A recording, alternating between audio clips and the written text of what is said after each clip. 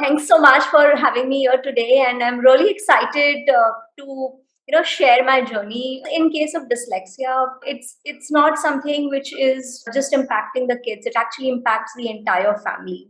And many kids who grew up with dyslexia often feel underconfident because they feel that they are not very similar to others or have something which is different than the others. And the reason why I am sharing my story is because a lot of studies say that when you see somebody who has gone through the journey and gone past it and did well, it actually inspires people to be more confident about their future. And that's the only reason why I'm sharing my story today. When I was growing up, I did not know I had dyslexia, but I knew that I knew there was something which was different in me. So simple things like left and right was always a challenge. And in fact, it is today also. I have my nails painted to really identify between left and right. And there are many misconceptions, I would say, that dyslexia goes away when you grow up. But it's just that you learn to manage it better. It doesn't go away. It's the way you are, and it's very essential to accept it. So it's just how the brain is wired, and that's how who you are.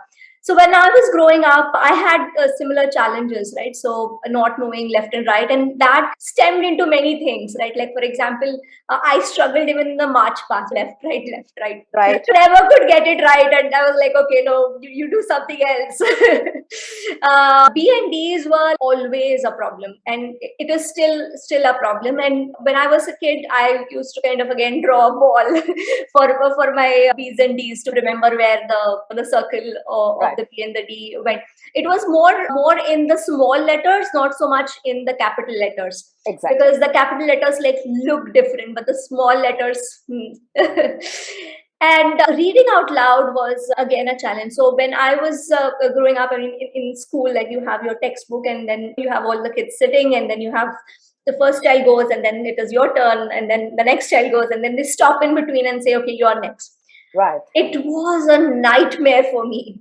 My legs used to tremble because I just couldn't read. It was just very difficult. And at point in time, I thought that I didn't want to be that way, right? I didn't want to be somebody who couldn't read, and I didn't like the feeling which I had when I did that. And that's when what I started doing was studying the lessons up front.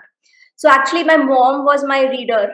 And I realized that early on. So, in fact, I remember in senior KG, which is like, yeah, 5 years, 4 and 5 years, I used to wake up at 5 a.m. to study the chapter or whatever was going to be taught up front. And one of the motivation my mom used to always point out to me, some of my neighbors' kids. So we were staying in an apartment, and just like opposite to our apartment, there was another bunch of kids who used to stay there, and they were like 10 years elder to me. And they used to wake up like really early in the morning, and they were like super doing really well in their studies. So she used to say that they study early in the morning. Early morning is the best time. You get up early and do. And I was like, okay, yeah, whatever. So I used to wake up early and just memorize it, right?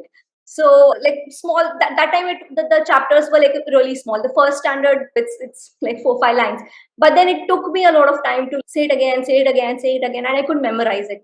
And once you start memorizing things, then it becomes easy. Then wherever you stop, you can actually start. So that helped me in the early stages. Math was again a problem. So I could not comprehend math. Simple things like additions, subtraction. Yeah, there were a couple of strategies which helped me. So first was again memory. So I remember my parents had actually made a routine where tables, right? So after back from school, and then do your stuff, and then go for a play. And after coming back from playing, they used to make me memorize all the tables. So I have to say all the tables at that time, and then only I get to get dinner, right? So it was that regimen. So that helped me to remember even math. And while I was doing tables, I was also doing like simple additions.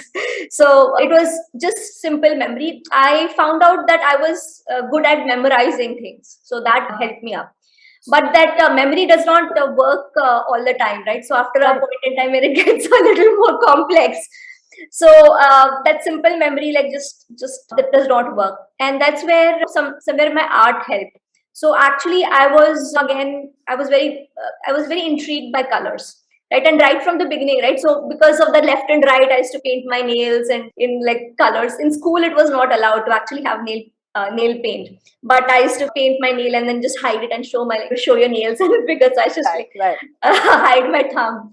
So yeah, so colors always intrigued me, and art actually I found it as a safe space. It was good, and I was good at it, and I just felt it as a place that didn't judge me. Okay. So how did you then see, when by the time you come to middle school, your academic burden increases, right? So Right. you have maths, physics, chemistry, and biology. And bio, you have to remember all those botanical and zoological names. So how did you manage all this? What did you do? Sure. So as I said, right, like memorizing was not as much a issue for me. What strategies that applied was like color, right? So in fact, for math also. So my math book was more colorful than my art book. I used to actually color the formulas in different colors and highlights some of those things, and it that helped me visually look at things and memorize them. In fact, for math, it was a lot of memory. I mean, in terms of I could actually like figure out like on page 67 this is the problem, and I could tell what the problem is and this is the answer. And sometimes even like don't remember the steps, but I remember the answer, right? Because So, that's, and that's the way I have reading sorry. still was a struggle. Reading still was a struggle. Spelling was still again a struggle. So what happens is that when I see things, it's the whole word I see. I think it's not whatever it is in between does not matter as much. And now the spell check, grammarly and everything is such a boon, right? Because it autocorrects, but even for that to work you need to know what it is. They give Right. you many options. Right. So yeah, so I mean over a period of time you figure it out.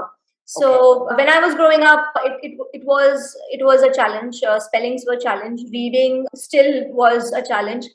I used to, and even the auditory comprehension was a challenge, right? So really understanding what somebody said, it took me a while to process. Trying out different things. So like now I had like the left and right strategy, and then I had like the BND thing figured out.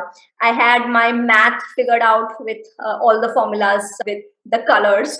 So and it did not come at once, right? It was an evolution, right? So Right. I tried this, it did not work out. I tried this, it did not work out. So it was. So it's a slow process over many years. Yes, it is a slow. It is a slow process over many years. But as a kid, you are a fast learner. Right. So so you can actually take many things, learn many things faster.